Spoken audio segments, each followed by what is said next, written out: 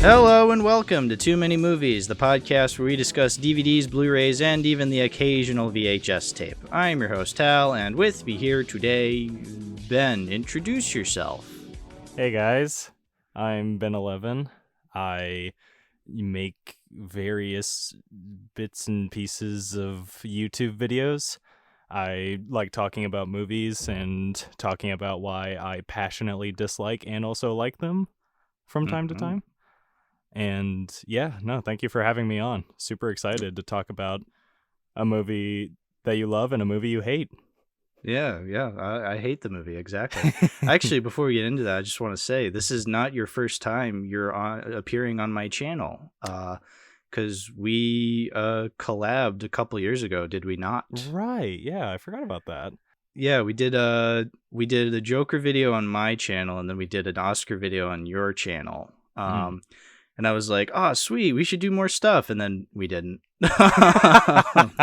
which I'm making up for it by having you on the show. So it's all good now, right? Yeah. No bad blood whatsoever. I mean, I hated your guts there for a little bit, but you know what? It's just kind of making up for it. Just a little bit. Yeah. Well, that's good to hear. Hey, well, speaking of hate, let's talk about that movie you said I hate. Because, I absolutely despised today's first movie. No, it's all jokes. So when I asked you on, gave you a list of stuff that I own, and then I said, hey, if you want to recommend something that I don't own for the podcast, that's totally cool too. Mm-hmm. And you suggested Skinamarink. So why don't you introduce the movie this time, Ben, since you seem to be the Skinamarink expert Connoisseur here on this episode. Yeah. Mm-hmm. Yeah. So Skinamarink is a experimental horror movie that came out recently as a Shudder exclusive, of all things. Sure, that was probably a pain in the butt to be able to see it, as it was for me. It actually wasn't. I was pretty surprised. Yeah. So I know Shudder's pretty they're an exclusive streaming service, but I actually watched it on Vudu, which I had to pay $3.99 for it, which I mean is nothing, but I noticed that. I'm like, oh, it's a Shudder original, but I'm not watching it on Shudder. Yeah, I didn't realize it was on other places in Shudder. That's interesting. Yeah, I probably would have been kind of weirded out if you were it's a Shudder exclusive, pay for Shudder to find it. I would have been like, no. Yeah. But Shudder's such a good service, man. There's so many awesome movies on there. Yeah, like Skinamarink. So I want to know, what are your what did you think of Skinamarink, Ben? What'd you think? So I first heard of this movie. You're gonna laugh at me, but from TikTok, of all things. What? No, that's go on. Yeah, and it was. TikTok said that Mithrigan was Citizen Kane levels for some reason, so I never trust TikTok. But there was something about this movie in particular that really caught my eye. With just the very visceral and very intense style of it. Because I watched the trailer and I also saw the YMS review.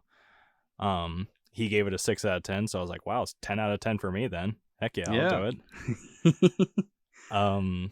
But I watched the trailer and I was just so intrigued by the movie from so many different aspects of it, like how the budget was only $10,000, which is pennies that you scrape off the bottom of your childhood home couch for a movie. Yeah. And I also just really like the very horrific kind of VHS style that it was going for in the trailers. Mm-hmm. And so I got the free trial of Shudder and started to watch it, and it was a pretty horrifying movie to me overall. It's got its issues for sure, but I definitely would say that this is like, after watching this movie, it's been a while since I've actually been like viscerally scared of the dark. Mm. But yeah, it was just a really interesting experience. So what were your like top level thoughts of the movie though? Well, as you said, I hated it. It was Of the course. worst. It was the worst thing I've ever seen. My letterbox review was Skinamarink, more like Skinama stink. No, okay, I'm gonna drop the bit now. But like, so obviously, I did not like it as much as you did. Yeah. But I can't say this was like a waste of time. So I like how you were like kind of apologizing when I said like, yeah, it wasn't really for me. You're like, oh, sorry for recommending it. It's Yeah. like, well, no, because like I'm still glad you recommended it because this was definitely a unique experience. I'm glad I watched it. I'm Mhm. glad I was able to experience it.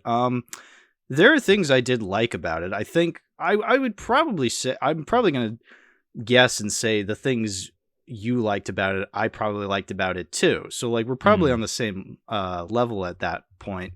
Um, I just don't think it all came together in a way that I personally connected with it. I do think my biggest issue with this movie is that it's just it's mainly personal reasons. Like I just didn't connect with it. And Right. I've said before that like, horror is kind of a weird genre for me because there's some horror films that come out and I'm like, I totally vibe with this. I'm totally into it. And some not so much. Right. So it really, really depends on what it's going for, whether or not I'm going to connect with it. So, I'm with you. I love the VHS aesthetic of it. Mhm. I mean, I love VHS aesthetics in general. Like that's why I keep them around. Why they're kind of like a main staple of this podcast, keeping around like VHS tapes and stuff like that. I grew up with that aesthetic, Yeah. so I'm very nostalgic for it. I'm very fond of it. It's a really shitty quality in terms of watching movies. Yeah. Like you don't watch movies on VHS for the quality. You watch it for the aesthetic of watching a movie on VHS. Yeah. So bearing that in mind, yeah, I love like the grainy aesthetic of the movie. How like the camera, especially in scenes during the dark where like, because it's so grainy, you can't really tell what's going on. Yeah. And there's like so much movement going on and you don't know if that's natural movement or if that's just, the actual film quality messing with your vision. Yeah, like the Like film that's grain. that's a really cool effect. And I think that really works to the movie's advantage. So yeah, I love that aspect of it. Right. I think it's interesting that you said that like you came away being kind of more afraid of the dark Mhm.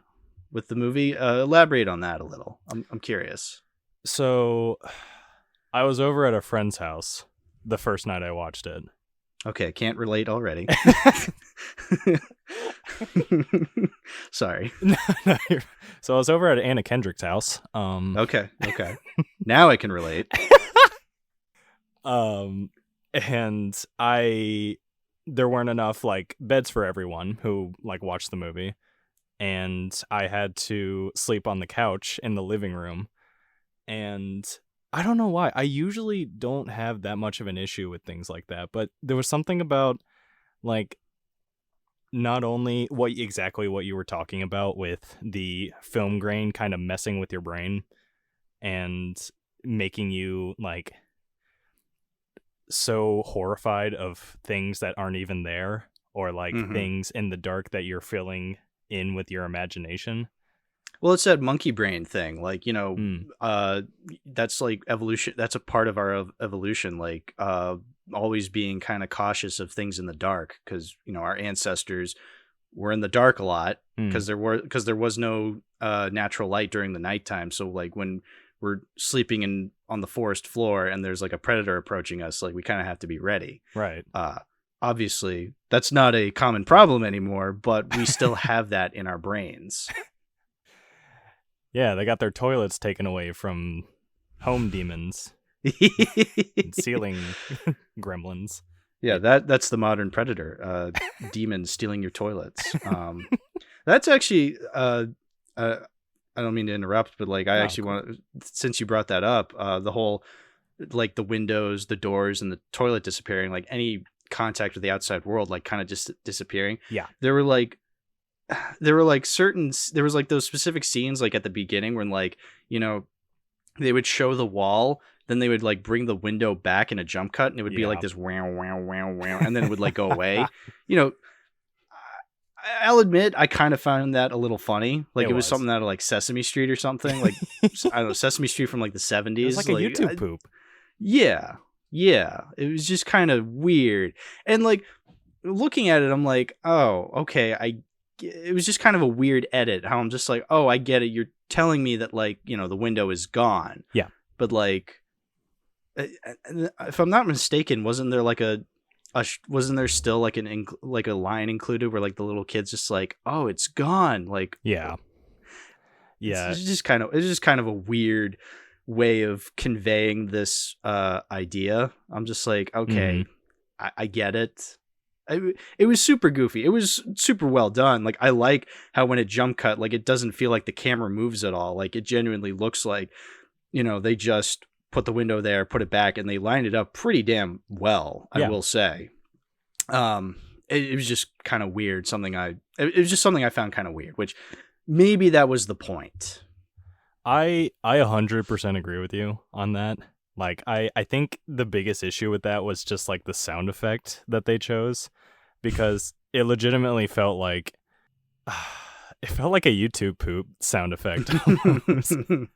Yeah. Where it was just like almost, because it seems like this movie is super inspired by like analog horror that's super prominent on YouTube and like the back rooms and like, oh, Ronald McDonald got me in the back rooms and all those content. Yeah. But, you know, I'm not really as familiar with analog horror because like I feel like I probably should be, because like I'm kind of into that kind of stuff. Like I was really into the aesthetic of this movie, but like I've never really watched these analog horror videos online. Yeah.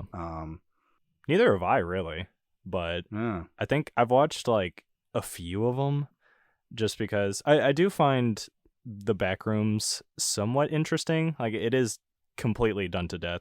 Those first few videos that came out where it's just like fantastical horror of like someone falling over and just ending up in this horrific like purgatory that's just an endless office building. It's kind of stuff like that is pretty eerie, but it is super done to death at this point. But that's one reason why I think I like Skinamarink a lot, though, is because it kind of revitalized those horror concepts a bit and included some interesting little concepts that I've never even seen before. Like, one horrific scene near the end of the movie is where, like, you see the camera pointed at the carpet on the floor, and then all of a sudden you see, like, a spurt of blood or, like, a giant puddle of blood just falling onto the carpet as, like, one of the children is just horrifically screaming. And then it plays like that same cartoon loop that was looping earlier in the movie and just loops over and over this horrific thing happening to the child. Yeah. And stuff like that is just, it kind of really gets under my skin. Yeah. So to bring it back to like the whole, like you found like a newfound like fear of the dark with this movie. Yeah. So, and I'm not trying to sound all like macho when I say this, but like I was never really scared when I watched this movie. Interesting. And I think that it has to do with the fact that like I don't know, just something about horror doesn't really scare me anymore. It's interesting because like, so last episode I was talking with Liam Does Stuff, and we brought up like how certain things used to scare us as kids, but like now looking at it, like, yeah, I used to be like a really I used to be a gigantic pussy when it came to movies. Like, you know, I used to get scared. I was scared when Fiona hit the high note in the first Shrek movie. Really? Like that scared me as a kid. Like that, and then like it cuts to her like cooking the dead eggs. Like that's something I attribute to being like one of those like childhood trauma like things like that scared me as a kid. But like now I watch like these hardcore horror movies and I don't really get scared. Like I'm just like, and I think it has to do with the fact that like I've seen so many movies over the years that like at this point I know it's a movie. Yeah. So like movies don't really frighten me all that much. I will admit the concepts, like thinking about the concepts, like thinking about this movie's concept, like being trapped in the house with no doors or windows. Like if I was in that situation, like if I was in the dark and like I'm hearing like this strange voice, it's like, yeah, I'd be terrified. Yeah. But because I'm watching a movie of that, I know there's a separation of me from the characters. So like me personally, I'm not really getting all that frightened. Right. But that's just me. Like, I think that's interesting that like you came away with like this new fear of the dark. Like, I think that's a really cool testament to how effective this movie was for you. Yeah, I think you're just watching it wrong.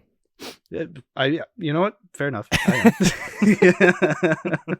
I did not watch it in honestly, I think if I watched this in theaters, I probably would have come away being like, wow, that was awesome. Because I feel like, because like I remember reading some Letterboxd reviews, how people were just like, saw this in theaters, holy shit. It's just like, yeah, that would be really cool. Yeah. Because like you're in like a dark setting, which I will admit I did watch this with the lights on. Sacrilegious. I know. How dare you? No, yeah. I'm just ruining your day the more I talk about this movie. No, you're completely valid in all these criticisms. Yeah, no. Of course. I mean, because here's the thing, like I said, like I don't hate this movie. I just don't think it really connects with me. I will say I do respect it because I don't think there were any like traditional jump scares in this movie. Were there? There kind of were.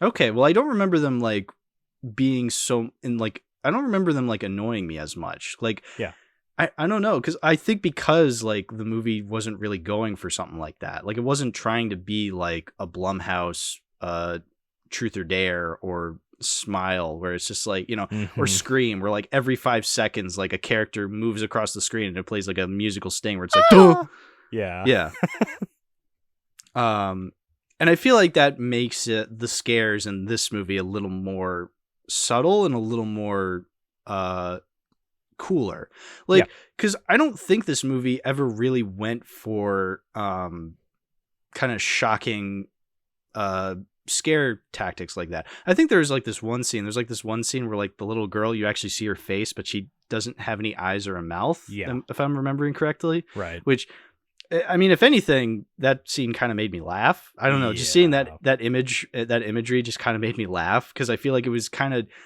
a little heavy-handed in terms of scaring you compared to the rest of the movie, for sure. Yeah, no, the rest of the movie was a lot more subtle, which I appreciated that. In fact, I appreciate that at the end, like it never really went for anything like super huge. Like you said, the whole like blood splatter on the carpet was probably as intense as it got. Yeah. Which if we want to go to like the very end where you sort of see the face there. Yeah. As like you know what I'm saying, like the last shot where you sort of see where a it's face like the in mother the dark character, just like you could just barely see the outline of her face in the dark. Oh, was that supposed to be the mother? I had no idea who that was supposed to be. I think so. Like, yeah. I always thought like it was supposed to be the demon, but like who's this demon? I don't know. But like, yeah, you like see this vague face, and like the face doesn't like jump at you like rah, like it screams at you like Five Nights at Freddy's or something like that. Like right. it just remains there, and then it kind of like fades out, and it says like the end. It's like, all right, I respect that more than if it like straight up went for a jump scare. And I think, like the end of Unfriended. Yeah, like the end of Unfriended. Yeah, exactly. I think that also has to do with the fact of why I don't really connect with this movie is that, yeah, it doesn't really go for the cheap scares, but like it still feels a little too restrained. Like I feel like, I don't know, because maybe if this movie was a lot shorter, I'd maybe connect with it, because like That's get the it. biggest problem with the movie. Yeah, I get it. Like it's supposed to be a little monotonous, you know, because you don't really know what's going on, and that's kind of the point. But you can only really take that for an hour and 40 minutes, you know? Right. Like, at some point in that hour and 40 minutes, like, you're just looking at your watch like, okay, I get it. I'm trapped in this purgatory house with this sort of demon. Like, at that point, I'd be kind of bored. Like, it's just like, either eat me or don't, or whatever it is you do with, like, your nasty magical powers. Yeah, the funny thing is, though, I completely agree with you. After the first time watching it, that was the first thing I said to my friends, was I was just like, yeah, no, they could definitely have, like, trimmed this down a little bit to maybe, like, an hour and 30 minutes, hour and 20 minutes. But I think the second time watching it through, I kind of was able to appreciate the length a bit more, just because I think, and it got a little monotonous near the end. Like right before things just start going crazy off the walls. Right. But I feel like the variety of shots and the fact that they didn't really cut to the same shot like too many times. There was this one shot of the ceiling where you like see the light of the TV kind of going through a little like passageway that they used like 4 or 5 times. So I was like, okay, yeah, no, I get it.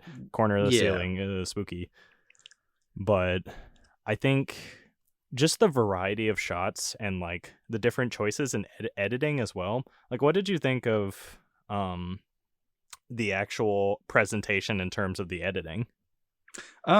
So that's I like it, and again, that also has to do with the pacing. Is like, it kind of gets a little tiring after a while, because it's like, all right, I get it. Like, I think that's one of the things. It's like, I figured out what this movie was doing pretty early on, so by the time I got to the end, like, nothing really new had happened. I'm just like, all right, I get it. Like, so I think that's one of the like the frustrating things with this movie. It's like, either more should have been developed, like maybe actually develop these characters as actual characters, maybe make it more of a traditional narrative. Yeah. So because if I'm spending an hour and 40 minutes with in this movie, or like, if you're gonna be this like high concept non-traditional narrative horror movie, shorten it then. Right. So then I'm not spending this long with the same thing happening over and over again.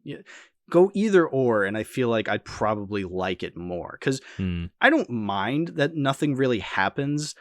I just don't want to spend a long amount of time where nothing really happens. Yeah. I think it's almost like beating a dead horse near the end of it. This is going to sound like a really strange comparison, but a couple weeks ago I rewatched Bambi. Bear with me. And I realized not a lot happens in Bambi. It's sort of just like a movie you quote unquote vibe to, but like, that movie was like an hour and 20 minutes at the most, if I remember correctly. And so like, even though I know nothing was really happening, and I'm sure if I saw it as a kid, I probably would have been way more bored with it, I still enjoyed my time watching it. Because it had like beautiful animation, a gorgeous score, like it had things to appreciate. Yeah. So like, the whole time, and again, it was only like an hour and 20 at the maximum.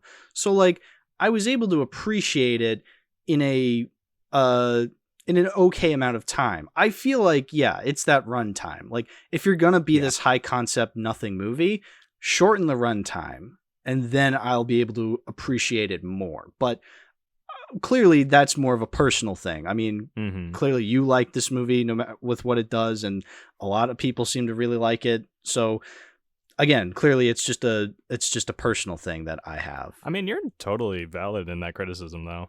And I think most people that like it do kind of empathize with that too. Because I 100% agree that, like, I feel like it should be cut down in order to make it into something better. But like, it's just kind of a shame or a little disappointing, because there's like a fantastic movie in there somewhere. Oh yeah. As long as you just like leave a little bit on the cutting room floor. Yeah, I hope they wouldn't get rid of the telephone scene. Like, I will admit, so I'm not totally a fan of like making like, childish or happy things, putting them in horror movies as like in an ironic sense, because it's like, all right, I've seen this before. But like, when it's done well, I like it. So this movie kind of does it well. Like I like that they use like the old nostalgic 40s cartoons on VHS like, and they use that as like an ironic thing. Like, oh, spooky things are happening, but this happy cartoon is still happening. But and then you have like the phone with the face from Toy Story 3 like show up, which I will admit I think there's like a scene at the end where like the face kind of changes on the phone, and that got me a little. I will fully admit how it's just like it like changes face, and I'm just like kind of like the only thing that happens in the movie. I think so, yeah. Maybe that's why it got to me. But I wrote down in my notes that it got to me more than the face at the end, like the mother's face at the end. Like the phone scared me more. So some things did like, kind of make me a little uncomfortable. But like, I don't know, just because it doesn't really mean I'm gonna vibe with it the whole time. Like it's not. I remember. It, you think? Yeah, like.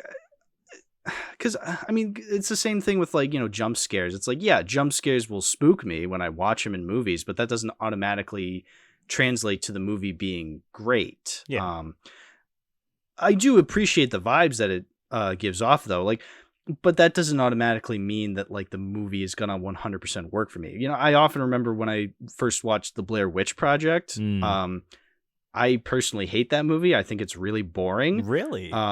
Yeah, no, I genuinely do not like it. I like certain aspects about it. Like, and the point I was going to make is that like, there's certain scenes, towards the end where like, it's completely dark out. They're like in the woods. It's like the middle of the night and you hear like these weird sounds in the middle of the woods. Yeah. And it's like, those scenes really got to me. Cause like I live by, woods where I live, and so like I remember like a couple nights after I had watched Blair Witch Project, I like wake up in the middle of the night and like I hear like trees blowing in my backyard, and I'm just like, ugh. So aspects of that, and I will admit that like when I was done watching this movie and I turned off the lights completely and like it was completely dark in my room, I'm just like, whoa, like I was like, okay, you had a bit of a twig. But like nothing ever. Yeah, but like double take, but like nothing really that stuck with me. But I do so I feel like I'm kind of rambling, but like no, you're good. I do appreciate certain aspects of this movie. I think I like this movie more than Blair Witch. I will fully admit that. Let's go. Yeah, no, yes, I like. I like it more than Blair Witch. Skinamarink is not Skinamastink. Anyway, As I've been saying, I do like certain aspects of this movie. I do understand why you like it. I understand why a lot of people like it. It is just a personal thing. I think I respect it more than I would actually, like it or rewatch it as often. Totally fair. It's the kind of thing where it's so kind of like out there and unique in what it's attempting to do. And how I'm not even going to lie, it's literally just 2 pixels on the screen pointed at the ceiling for the entire runtime. And it's great.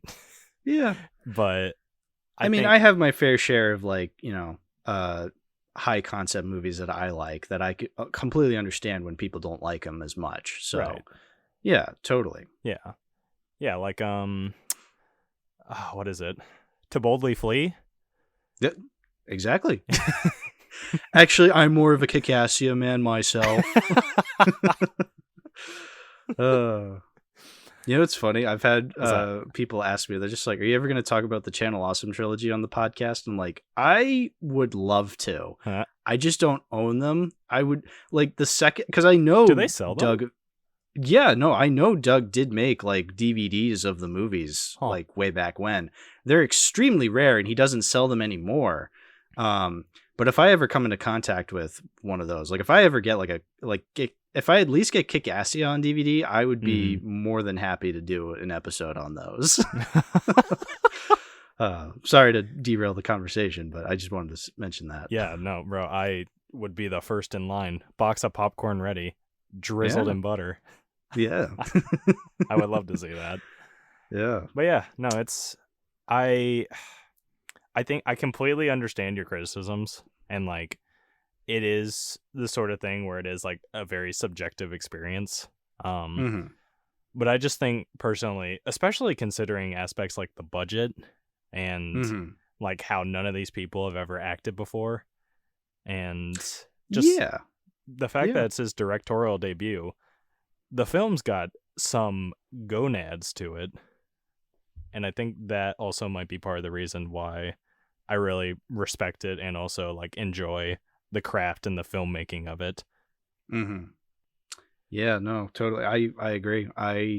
This is the kind of horror movie I'd rather see more often than like, big budget horror or Right. like relatively bigger budget horror. The stuff that when you think average horror movie that comes out nowadays, Mm-hmm. I want more of this rather than I don't know, what's a recent example of a Scream 6.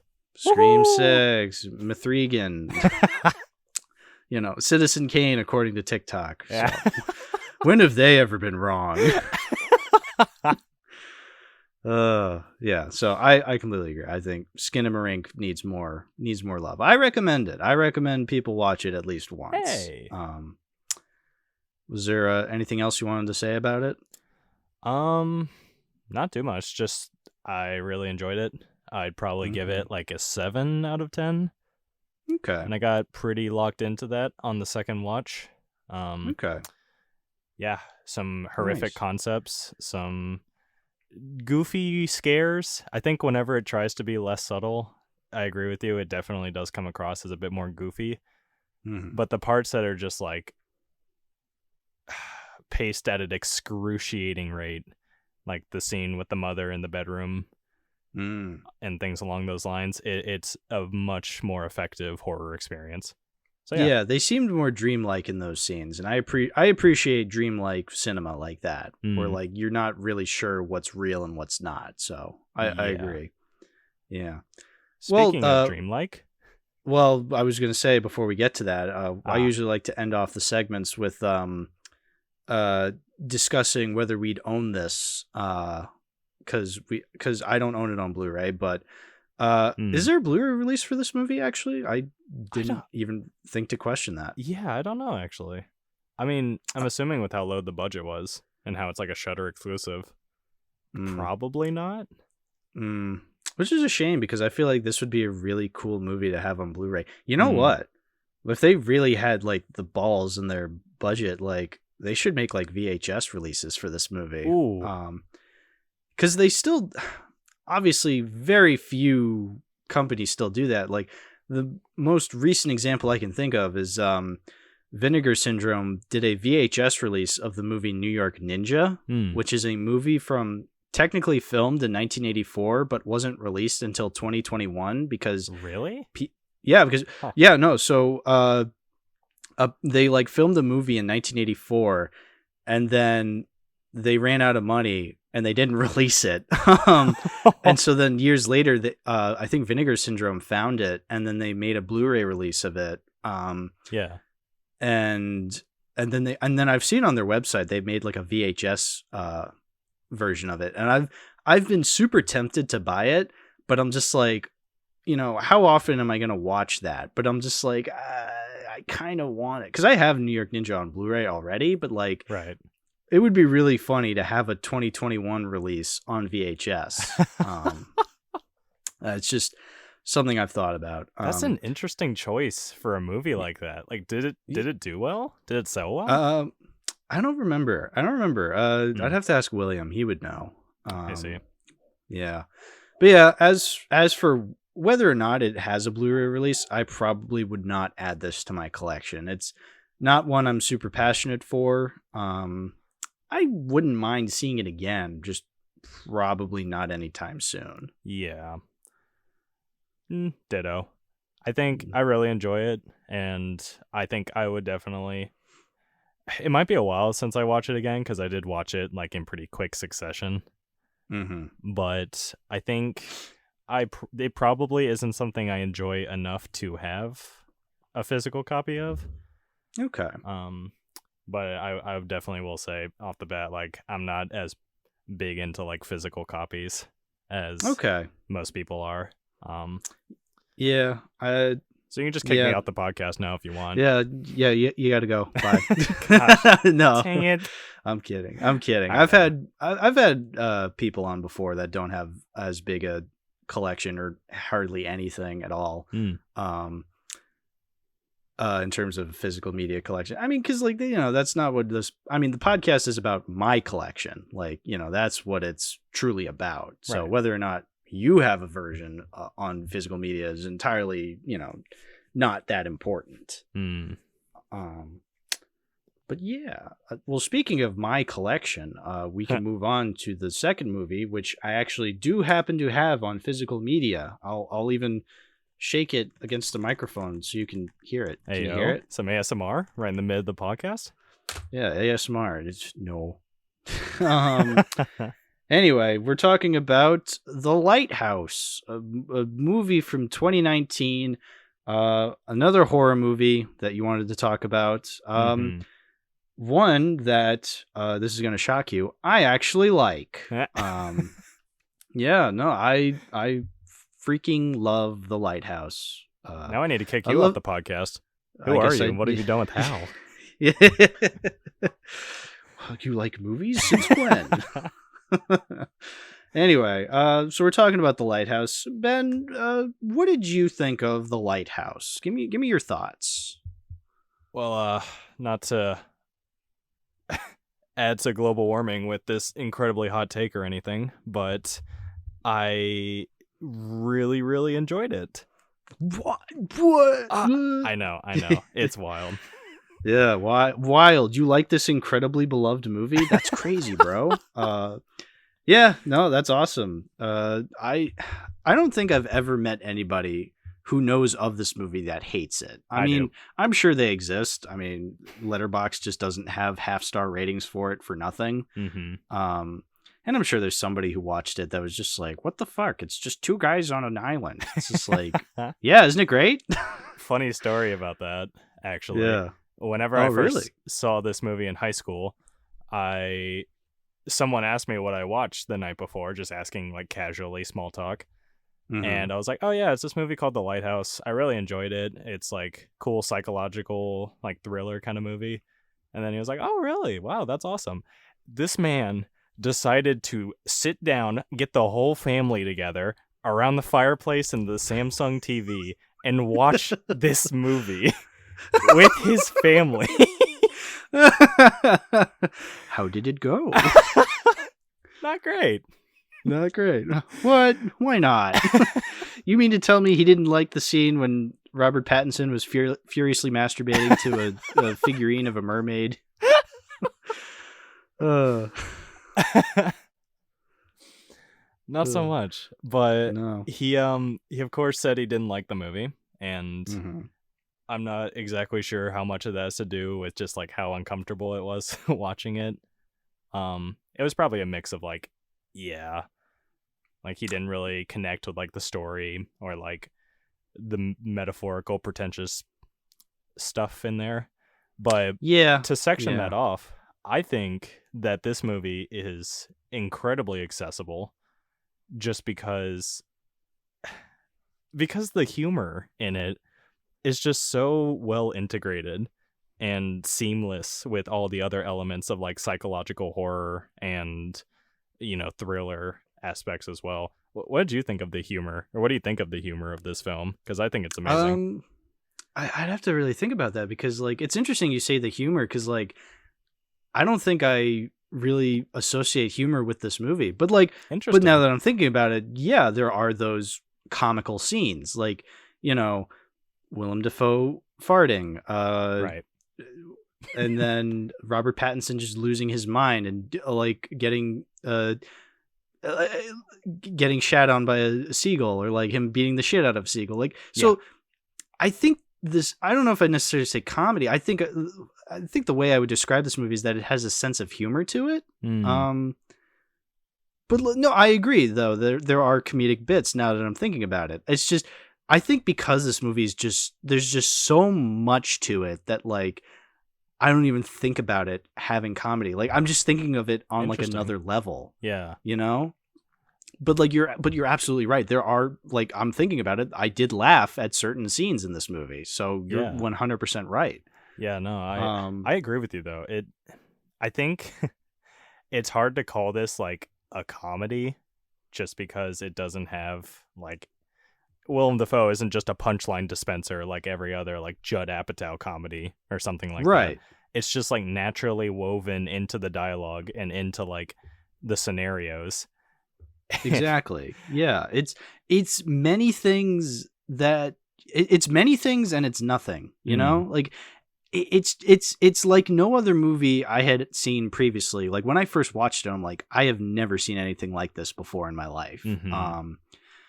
And really, yeah, and that's why it stuck with me all these years later. Like when I think of like movies from 2019, like, 2019 was kind of a big year. It was the first year I started Letterboxd. It was kind of the first year I started to really take movies seriously, like really like keeping up with movies at that time. Yeah. Like obviously I probably took movies seriously like years before that, but it was stuff like Marvel and Star Wars. Whereas I feel like 2019 was kind of like my first time to really dipping my toes into other things that weren't just Marvel and Star Wars, like right. I was really starting to take it a lot more seriously. And I think because I started Letterboxd, that's why, like I was starting to really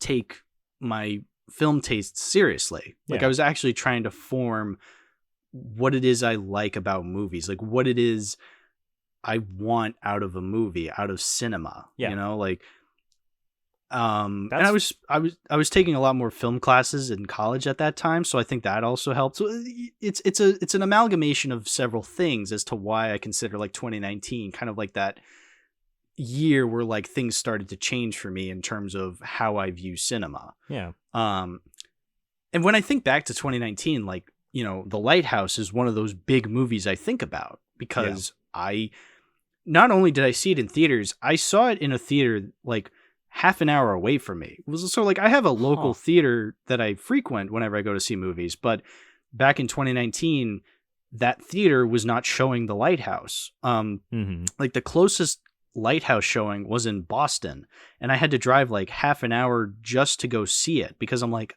I have to see this. And then I watched it in theaters, and to be fair, in a relatively crowded theater, not like not like Marvel movie at the time levels of crowded, but like there was a fair number of people there for like a Sunday afternoon. And I'm like looking around, I'm like, do these people know what kind of movie they're about to watch? And they did. Honestly, that's one of my favorite theater crowds when I went to see The Lighthouse, because like people were very respectable. Yeah. And there were chuckles whenever Willem Dafoe ripped ass, and there was like people screaming at different shots, but like it is often one movie I really think about a lot. And even years later, like, when I think back at the movies I watched in 2019, some of them I haven't watched since 2019. Whereas like this, I think the Marriage Story, I did watch Marriage Story, didn't I? Huh. Oh my God, you reminded me. I did watch Marriage Story. I completely forgot about that. Oops. But yeah, no, so like The Lighthouse is one I've watched a couple of times over the years, and I'm like, man, I wish I've watched it more often. You ever get that feeling? Like when you feel like you've watched a movie a bunch of times, but like you still feel like you could watch it a bunch more times. Yeah. Baby Driver's that kind of thing for me. Baby Driver was that for a while. Yeah, I think I'm starting to get the hang of Baby Driver since I made an episode on it. But like, yeah, no, like I like how you're talking about Baby Driver as if it's like riding a bike. Yeah, I think I'm starting to get the hang of it. I'm starting to get the hang of Baby Driver. But starting to get the hang of trying to make a joke. All right, fuck it. You distracted me from talking about The Lighthouse. But yeah, like my long-winded point. Yeah, I love this movie a lot. Wow, what a bold take. I know, bold take. I know. No, that's awesome though. I completely sympathize with that because I was in the exact same spot as you. I didn't really see that many like art films in theaters until I watched The Lighthouse. And what a fantastic movie to watch in a theater, because it's just such a like sensory experience through and through. Like the cinematography is some of the best I've ever seen. The sound design is so like crisp and crunchy, and like the actual presentation of the whole thing, just like the opening scene is just mesmerizing. Yeah, totally. Yeah. I mean, and just, yeah, the way it's shot, the way the camera moves, there's the way the editing just like conveys so much emotion in certain scenes. You know, the way shots will just like go back and forth during like calming scenes, and then like there's a scene where like they're getting drunk, and like the editing's a lot more rapid, a lot more tense. Like like it's an alive movie. Like you feel everything that it's conveying. To the point that, yeah, it is more of an experience than a narrative film. And I think that's one of the reasons why I've always gravitated towards it. It's like, this was one of those first movies I remember watching and like experiencing more than I was actually watching it. Yeah. Interesting. So was there which anything... I know... Oh, sorry, go ahead. No, I was just going to say, which I know probably sounds really pretentious. Like, I'm sure that, you know, but like, I feel like this movie, you know, over the years, I've kind of sympathized a lot more with like the whole like art house pretentious kind of crowd, but like not to the extent that like I'm on their side completely. Like I'm somewhere in the middle at the point in my life right now where it's like not every art house film is going to connect with me. Yeah. But the ones that do, I think, are really important then, because I need to hang on to those because they are really important to me because they connect with me. Yeah. But you were going to ask something? Oh, yeah. Well, first off, yeah, no, I think the respect you have for art house cinema is honestly like inspiring. Like that is cool how you are so just adamant about keeping things like this like relevant and keeping things like this thriving. And that's just, it is really cool how something like The Lighthouse can get like as much hype as it did around the time, because people were like going rabid every time a trailer dropped.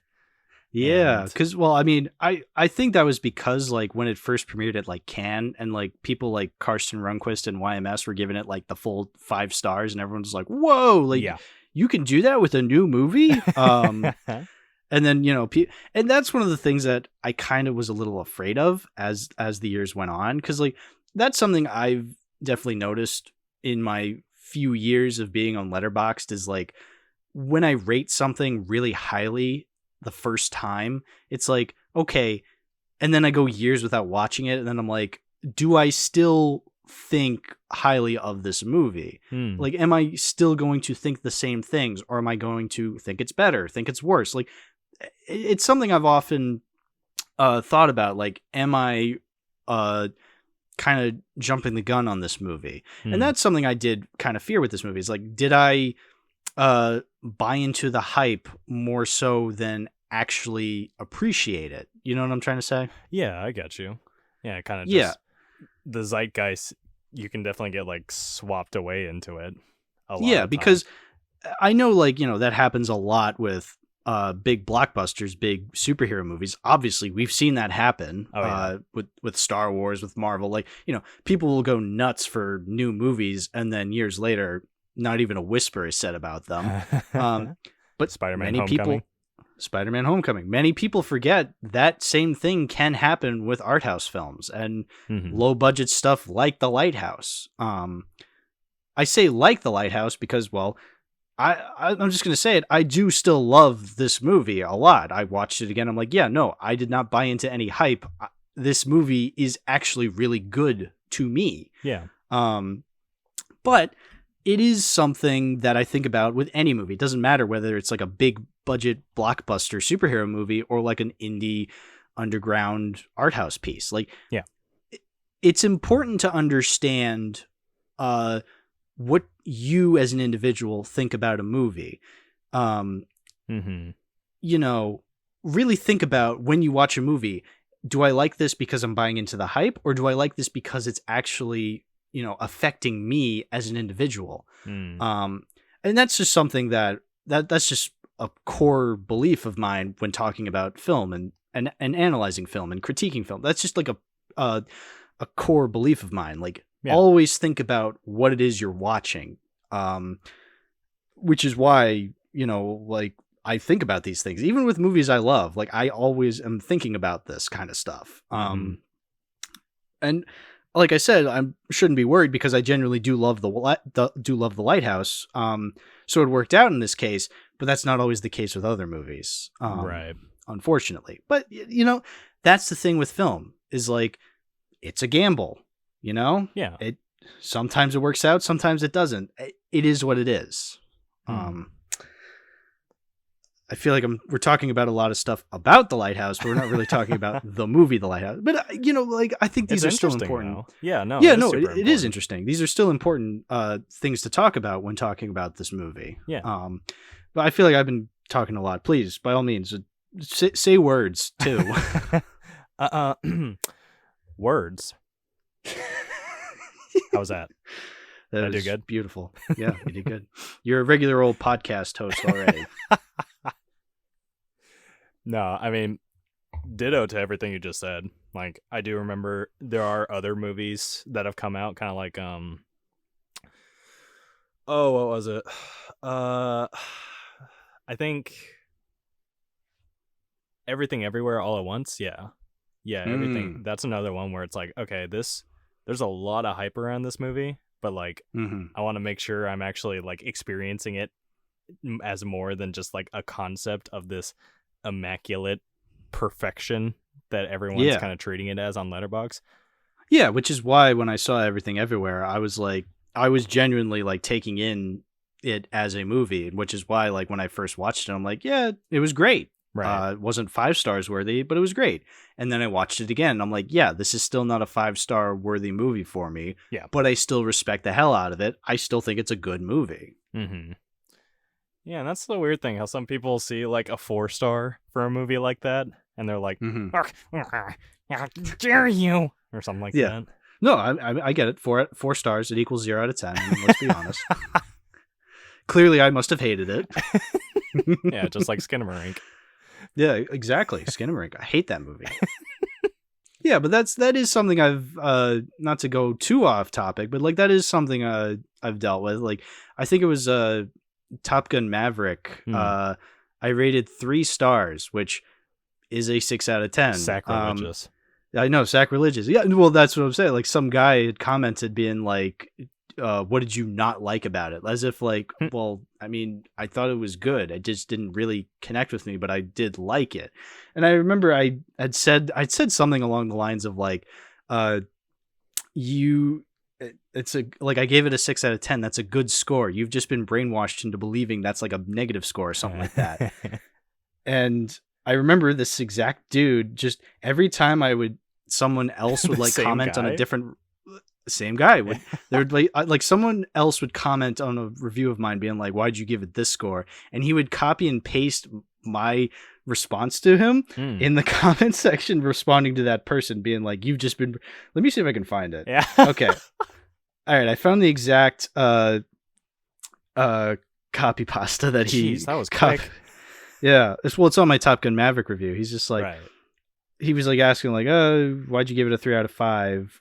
I'm not judging you. I'm just curious, since that rating usually means okay or decent. And I'm like, a 3 out of 5 is still good. Quite good, even. You've just been brainwashed into believing that anything under a 4 out of 5 isn't good enough because it's not literal perfection.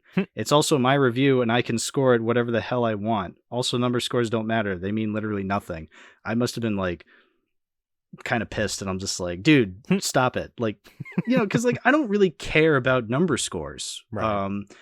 If any, I've always said like, number scores mean more to me than they do to you. They're more for me to judge. Like, I'd rather somebody just take into account what I'm actually saying about a movie more so than an arbitrary number score. Yeah. But yeah, then this guy just took it and so then like another guy on my server just loves bringing up that copy pasta. He's always just like, to be fair, you've been brainwashed. Yeah.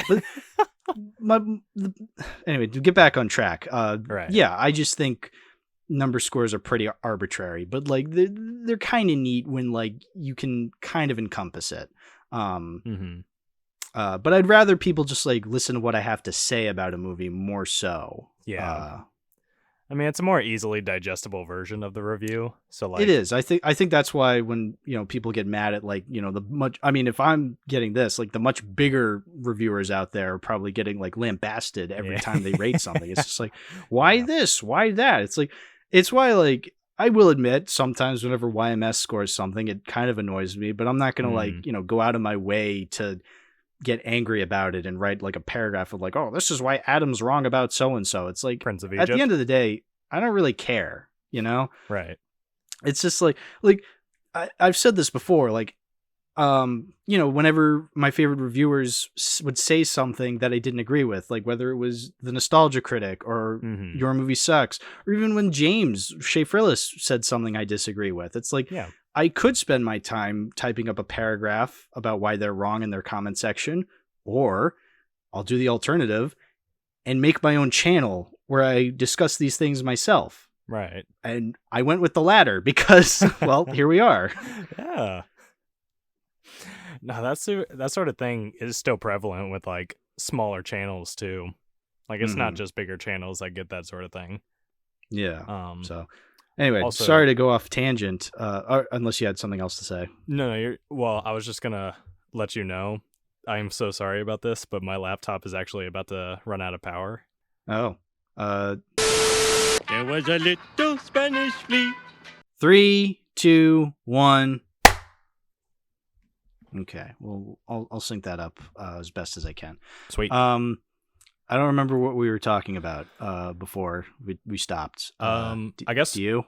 Yeah, we were talking about the like relationship between like reviewers and viewers, and like how people fixate too much on the score and all that.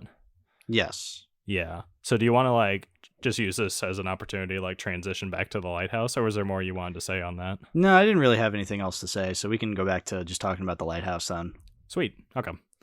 So we'll just start with you talking about the movie, whatever you wanted to say. Gotcha. Okay.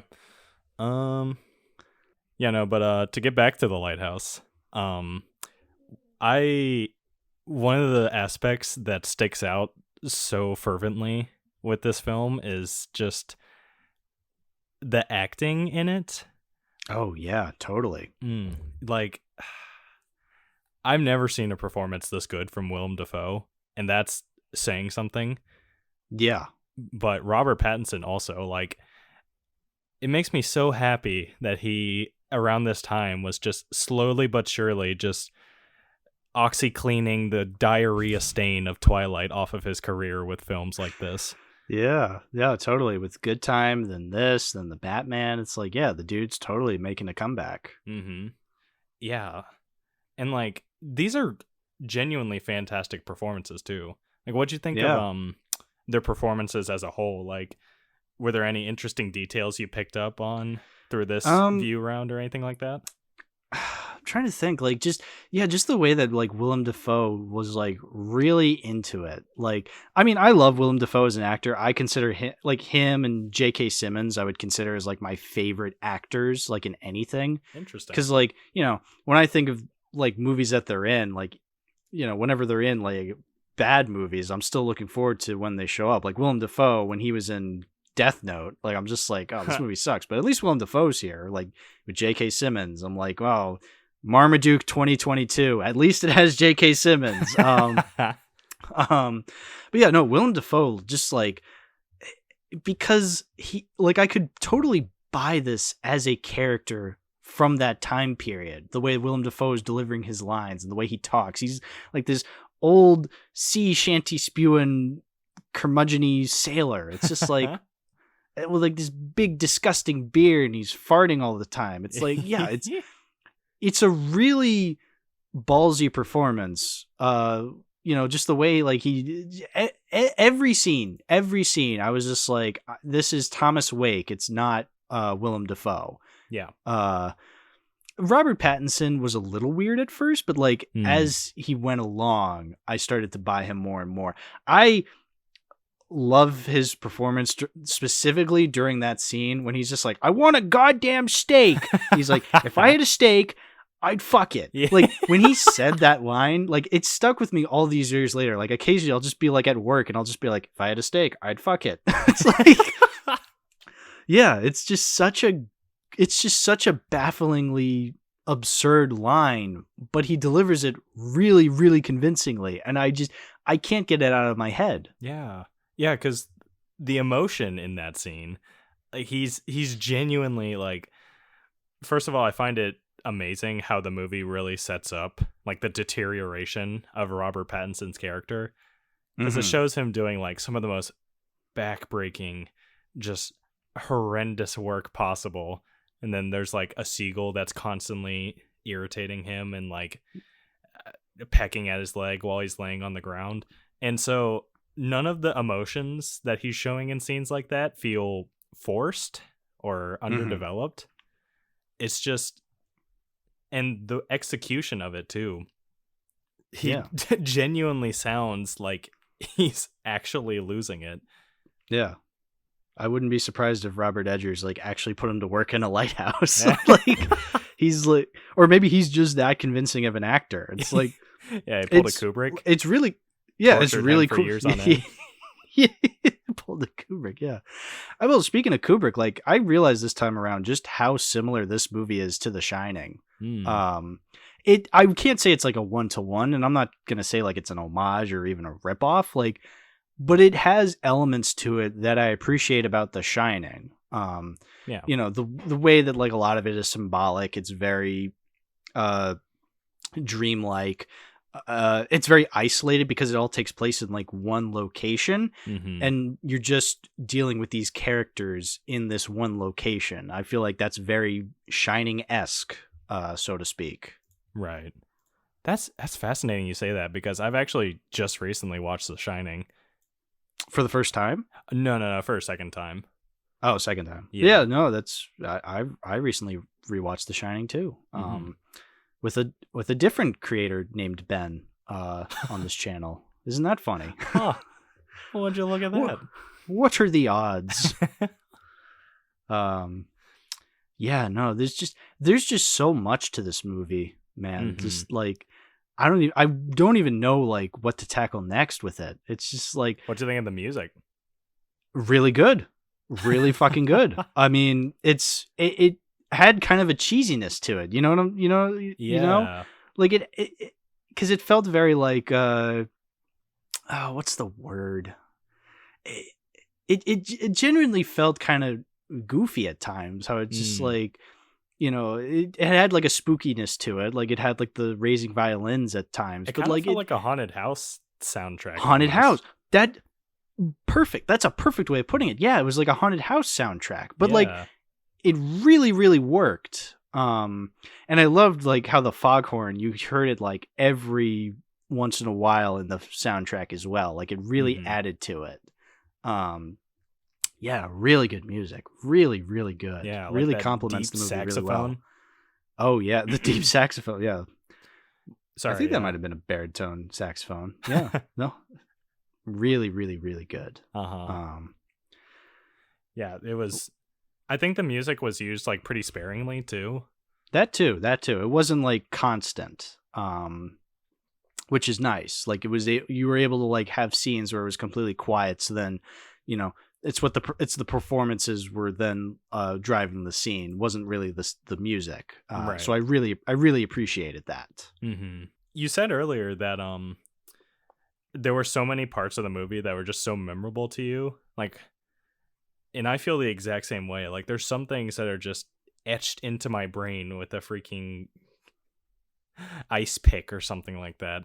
Just like that scene near the end where Robert Pattinson finally makes his way to the light, and they use a creative choice there, which seems like such a horrible idea.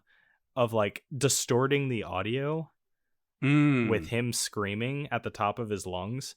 And it seems like the sort of thing that could just be so comical and so over the top, but it goes in the complete opposite direction because of what was set up, the performance from Robert Pattinson. Everything comes together in a perfect aligned way to make it so scenes like that are just burned into my memory. And it's so good. Yeah.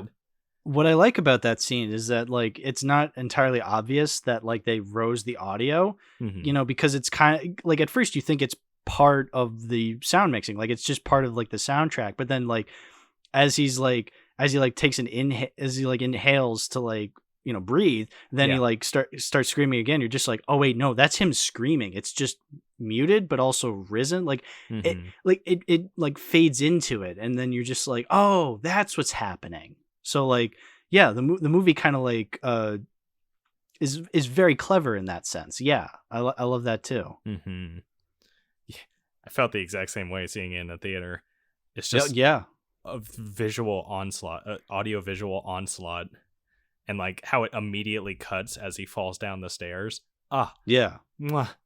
Yeah, beautiful, hilarious, but beautiful. Yeah. Yeah. Or some like super memorable parts for you though. Definitely when he kills the bird. Just because I feel like you know it's coming, but it's still shocking when he actually does it. Just because he grabs a seagull and he's just like beating it against the thing, and you're just like, oh. And then you start seeing like the blood splatter on the wall, and you're just like, oh, he's actually doing it. Yeah. There's no going back. Yeah, no, that really was edged in my memory. The shot when he goes after he's like, well, the shot of him burying Willem Dafoe, and then the shot after where like he's going for a smoke, and then Willem Dafoe like comes in from behind with an axe. He's like, the light is mine, and he like slices him. Like that got me when I first watched it. The scene when he finds the mermaid on the shore really was like something that burned in my memory. I remember. Or even the shot of the mermaid like swimming in the water. Yeah, with like the high pitched screeching. It's just like, it's like it's unsettling, but it's really, really cool. Yeah. A thalassophobia fuel. Yeah. Horrifying shot. I don't know why that one sticks out so much to me, but like just seeing the vast open-ended water and just like a mermaid swimming up to you is just stupid sexy mermaid coming after me. There's also the shot of like when he's attacking Willem Dafoe, and then Willem Dafoe turns into the original Ephraim Winslow, and when Robert Pattinson's just like, oh, it's just like, yeah, I remember when I was first watching it, I'm just like, oh shit, like there's more than two actors in this movie. Like that was pretty cool, and really shocking. And I like that I like that he's not like a constant character, this Winslow guy. Like you don't even really know if he's real or not. He is like important to the character he's important to Robert Pattinson's character. Yeah. Cause you know, you don't know, like, was it on purpose that he died? Did he die accidentally? Does Robert Pattinson feel regret? Does he not feel regret? Like, you're not entirely sure. Like, you kind of get an idea, but even then, you're not even really sure if you can trust the movie on that. Just because, because there's that scene where, like, Willem Dafoe is chasing him with the axe, and then, like, immediately after, Willem Dafoe's just like, why were you chasing me with an axe? It's just like, what happened? Like, what are you doing to me, movie? Are you telling me the truth? Are you lying to me? What's happening? But like, I like that. Yeah. I like that the movie never really calls attention to it. Like I feel like in an inferior movie, you would have that scene where Willem Dafoe's just like, you were chasing me with an axe. And then like the music would kind of like sting and be like, dun dun. And like Robert Pattinson would like give like a face like, but I thought you were chasing me with an axe. It's just like, whereas I feel like here, he's just like, you were chasing me with an axe, and Robert Pattinson's just like, kind of accepts it. He's just like, I don't even know anymore. Maybe I was, maybe he was. Like, I don't even know. Uh-huh. It's a lot more subtle like that, you know? You don't know what's truth and what's fiction. Which can really work against a movie, but I feel like this movie does it well because it knows how to balance that. It knows Right. it knows when to go crazy, it knows when to be subtle. And it never really goes too far in either category. You know what I'm trying to say? You know what I'm saying? Like that could itself be an issue. I feel like that's an issue I had with Skinamarink, where it was a little too subtle and a little too crazy at times, whereas I feel like The Lighthouse really nails that balance. I think that's one of the main things that keeps this from being like a shallow type of movie too. Because Skinamarink, I agree with you. I still like it, but I would consider it to be a bit shallow. But The Lighthouse, not only is it striking a perfect balance, but it knows exactly what it's doing. Yes. It's like super self-aware, not only with like the comedic bits, but also with the fantastical elements mixed in with like the realistic elements, like you were saying. Yeah. It exactly. doesn't seem like if I asked the director, they would have no idea what to even answer. It feels like everything has a purpose. Yeah, and even then with that purpose, like you can still come up with something on your own. Like that's what I love most in a movie is it has a point to it and it has a point to it and it can be interpretable. So then you understand why the creator made it. They made it from a source of passion, but then you as an individual, as a lover of film, can also come up with something completely different and still be validated in coming up with that different interpretation. Just God, what else can I even talk about without this turning into like a 3-hour long podcast episode? Shoot, 3 hours? It'll be just as long as Skinamarink then. Yeah, that's very true. Yeah. I don't know. Was there anything else you had to say about The Lighthouse? Well, I was actually kind of interested in asking what your specific interpretations of like the more fantastical or like more subtle elements of the story are, because I think there is like an overarching narrative, but it's it's like buried.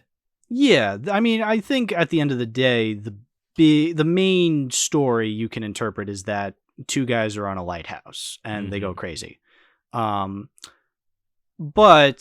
whether or not it's entirely I remember I was talking about this during the Shining episode. Like the Shining, I like to interpret as being like very dreamlike. Like not everything about it is 100% grounded in reality. And I kind of think that way with this one too. Like I highly doubt all of it is 100% within reality. Like I feel like to an extent this is all happening in Robert Pattinson's head, I would imagine. Like I've heard the interpretation that like even someone like Willem Dafoe's character is entirely made up in Robert Pattinson's head. And I feel like personally, I think that's going a bit too far, but like I think that is I mean, because like the fact that they're both named Thomas is a good indicator of that. But yeah, no, like I think it is just like a man just going insane while being a lighthouse keeper. Like I know that's not like I know that's not really a super deep analysis of the movie, but like I don't really need it to be super deep. Like I feel like over the years maybe I'll come up with new interpretations. Like, I highly doubt this will be the last time I ever see this movie. Oh yeah.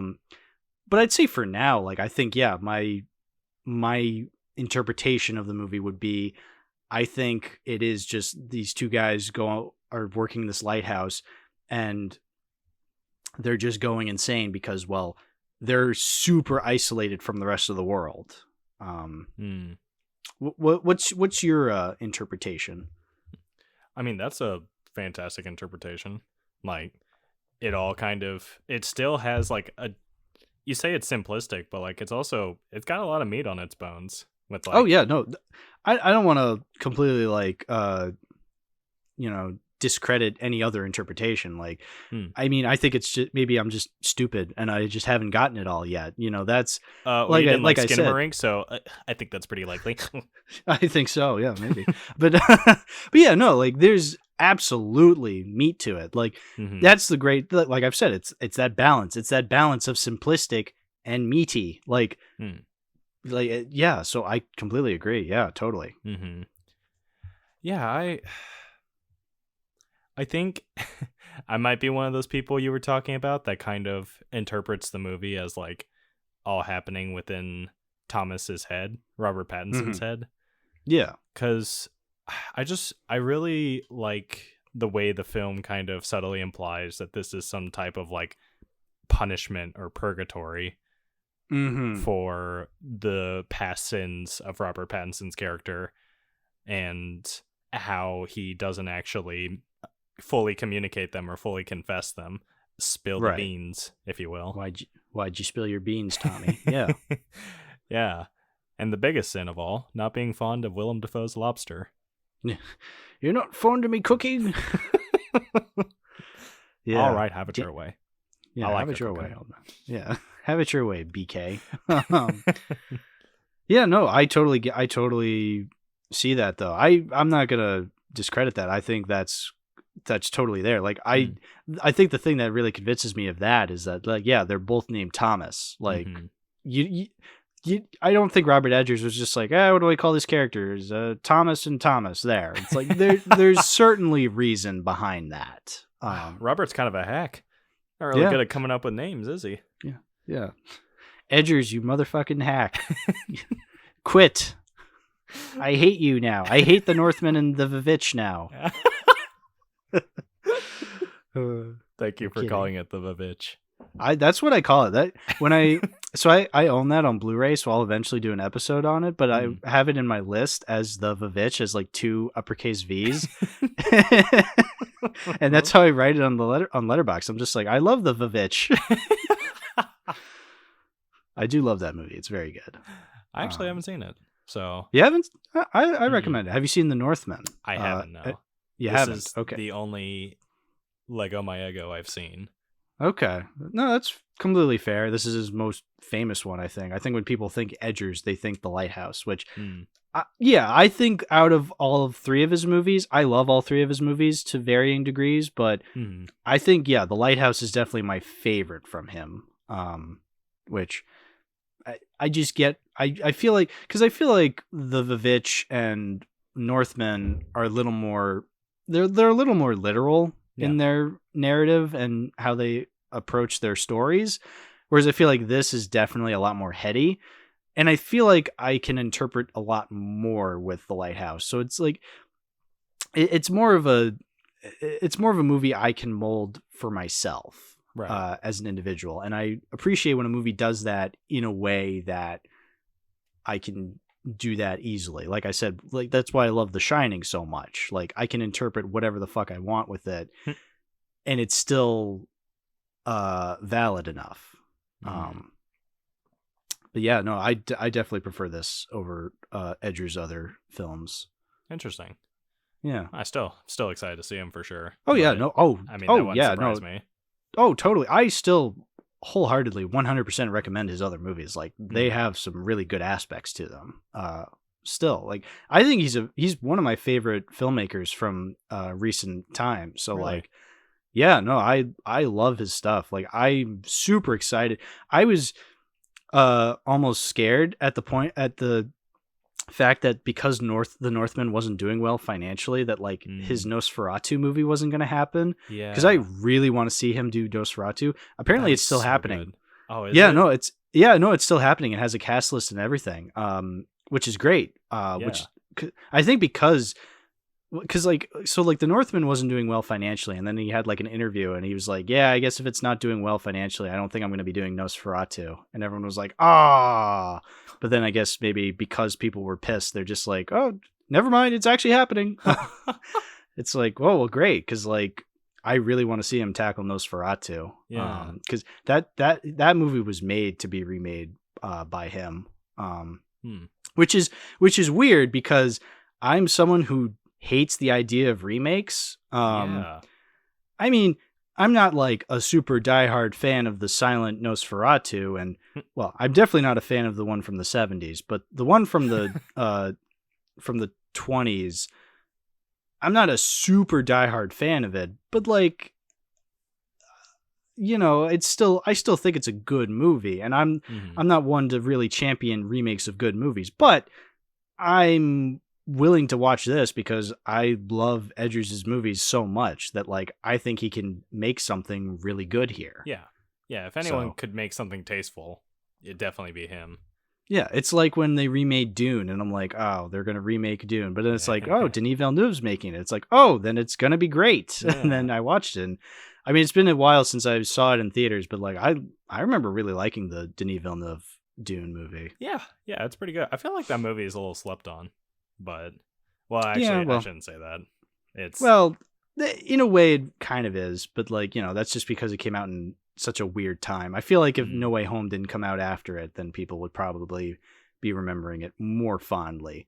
I mean, the people who have seen it, and not to say that it was a gigantic failure, because, like, clearly it wasn't. They're making a second one. So, like, it was a success in some way. But, yeah, no,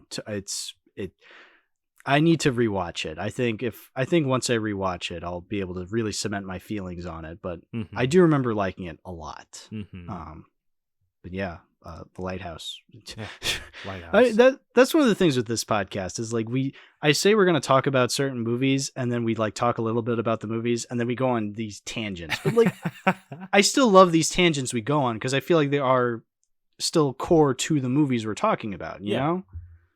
Yeah, no, we're talking about like Robert Eggers joining the team of like Denis Villeneuve making Blade Runner and Dune and like the new Suspiria movie. And like, yeah, Nosferatu, I definitely feel like it could fall into that category. Because, I mean, it seems to me like Robert Eggers hasn't made a bad movie yet. I haven't seen his other ones, of course, but like... Yeah, no, I'd probably make the argument that Northman is his weakest, but like, you know... That's like saying the weakest original Star Wars movie is Return of the Jedi. It is, but I still fucking love Return of the Jedi with all my heart. So, you know, it's still a great movie. It's just the least of the three, I would say. Yeah. Yeah, no, it's really you probably gave it a 6 out of 10, you hack. I did. Yeah, that's true. It's very true.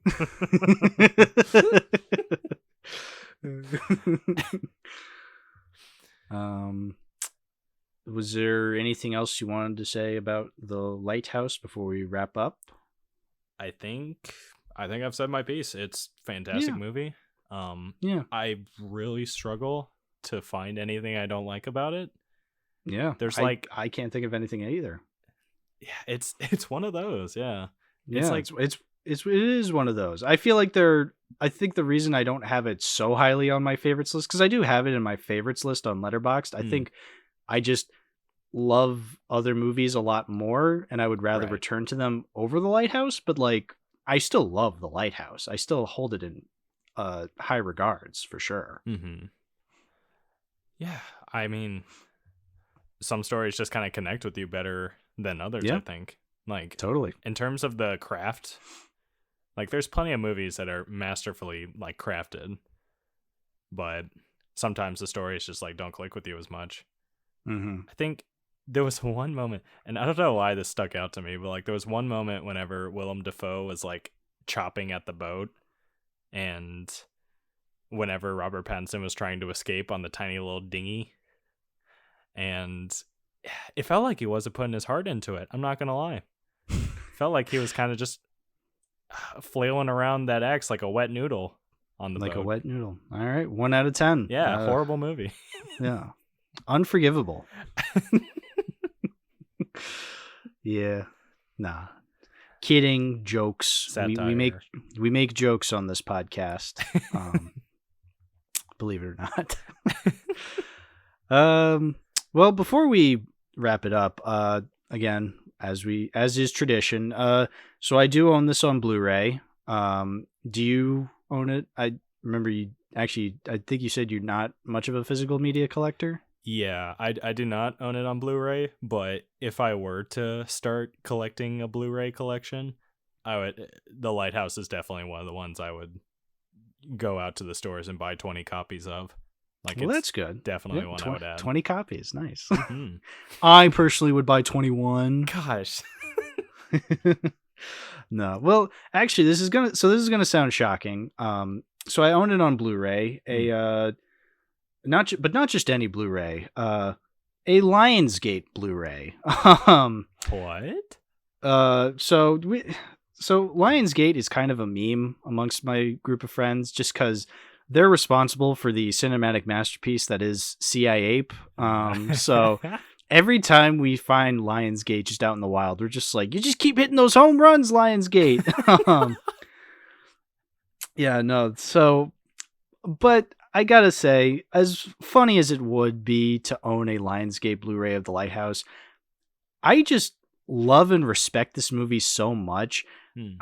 I really can't just own it on a standard Blu-ray like I do.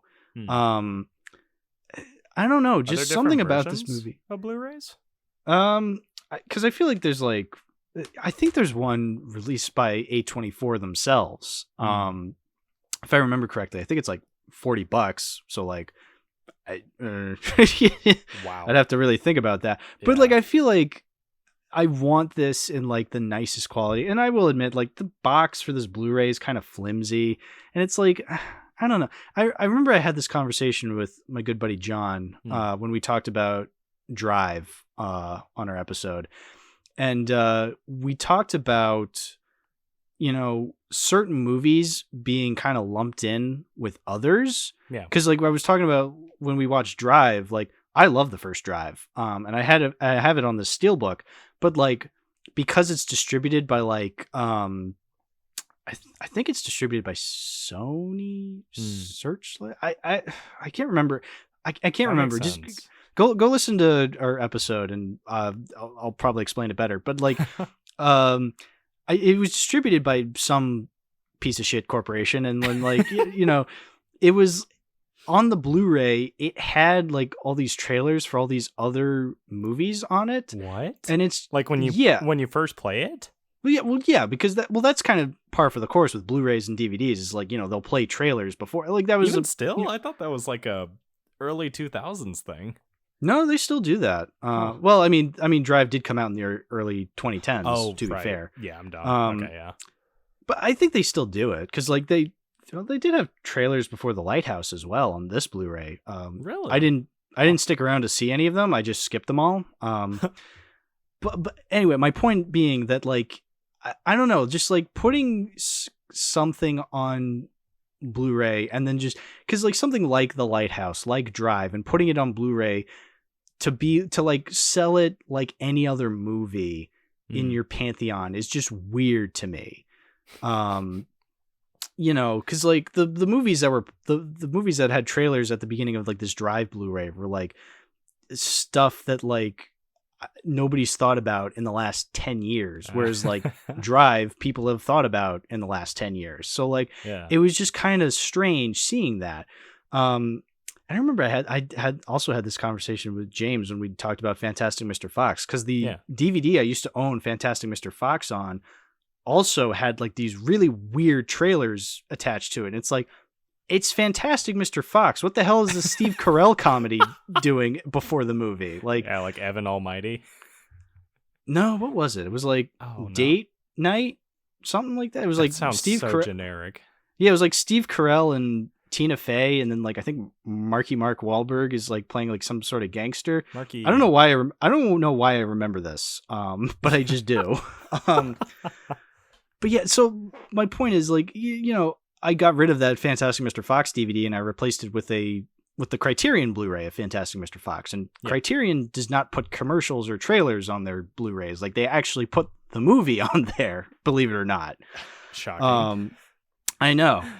So I feel like it's my roundabout point I'm trying to make here is that if I were to own The Lighthouse, which I do, actually. There's no if about it. Like, I do love this movie enough to want to keep it. I'd rather it be on, like, a nicer Blu-ray than this. Like, whether, like, even just, like, a 4K.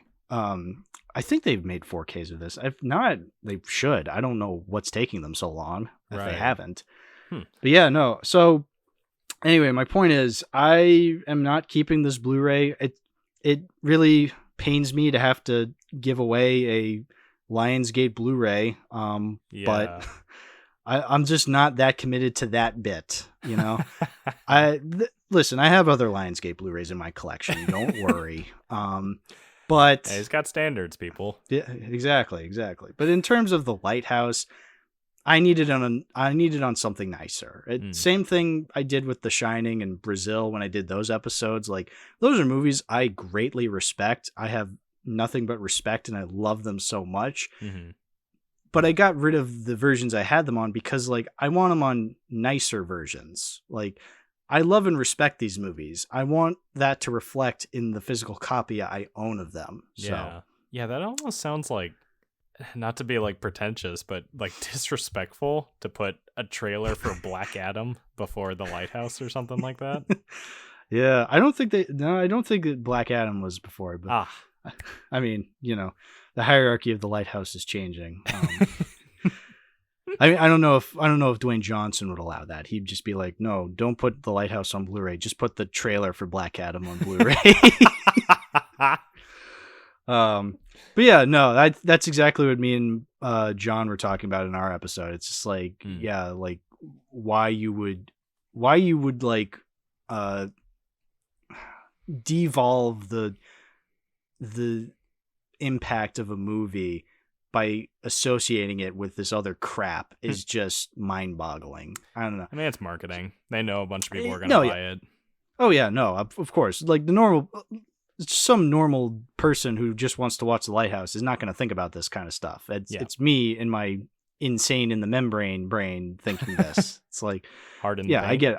Yeah, I'm totally crazy, but these are just things I think about as a physical media collector. So, yeah, it just shocks me that trailers still play before Blu-rays and stuff. I thought that was like aged at this point.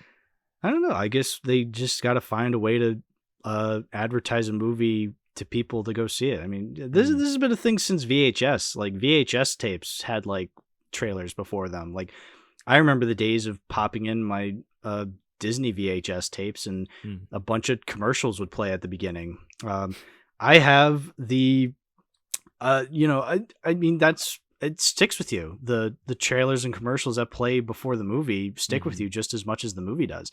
I remember popping in the VHS tape of Thomas and the Magic Railroad as a kid and the exact trailers that would play before it. There was Trumpet of the Swan, Bear in the Big Blue House. There was an advertisement for Thomas on videotape and books for Thomas. There was a Dragon Tales commercial. I remember these things. Yeah, I remember these things because those trailers used to play at the beginning of this VHS tape. So I remember these as much as I remember the movie. I remember Thomas and the Magic Railroad for different reasons because it's a cinematic masterpiece. But I remember these commercials playing, and I remember these things stick with you. So I guess maybe even kids nowadays that get DVDs and Blu-rays, although I'm sure these kids know to just skip them. I mean, that's exactly what I do. Every time I watch something on Blu-ray, I'm like, I don't care about these trailers or commercials. Like, I just want to get to the movie, so I'll just skip ahead.